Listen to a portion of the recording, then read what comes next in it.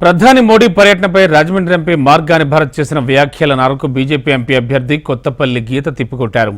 ప్రధాని మోడీని విమర్శించే స్థాయి భారత్కు లేదన్నారు. ఎంపీగా కూడా భారత్ పనికి రాడన్నారు. అందుకే ఎమ్మెల్యేగా డిమోట్ చేశారని ఎద్దేవా చేశారు. మోడీని విమర్శించే ముందు నోరు అదుపులో పెట్టుకోవాలంటూ ఘాటుగా స్పందించారు.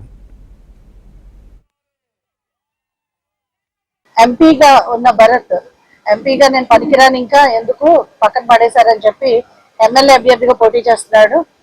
ఆయన స్థాయి జగన్మోహన్ రెడ్డి గారు ఆల్రెడీ ఎంపీ నుంచి ఎమ్మెల్యేగా కిందకి దింపేశారు. ఎందుకంటే పార్లమెంట్ లో ఈయన ఏ సమస్యలు మాట్లాడలేదు, ఏది రిప్రజెంట్ చేయలేదు.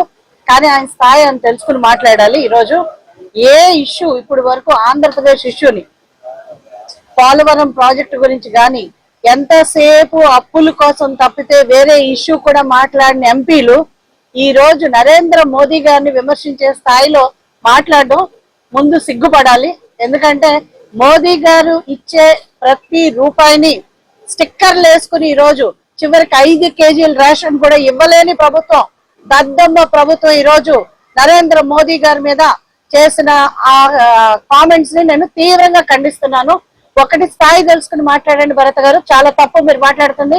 ఈ రోజు మీరు చేసిన అభివృద్ధి ఏమైనా ఉందంటే కేంద్ర ప్రభుత్వ నిధులతోటే ఏదో మీరు రోడ్లు వేసారు 4, అంతకు మించి మీ వలన ఆ రాజమండ్రికి గాని మీ వలన రాష్ట్రానికి గాని రైల్వే డెవలప్మెంట్ కూడా అంతా కూడా మన దగ్గర నుంచి కేంద్ర ప్రభుత్వం నుంచి వచ్చిన డబ్బులే.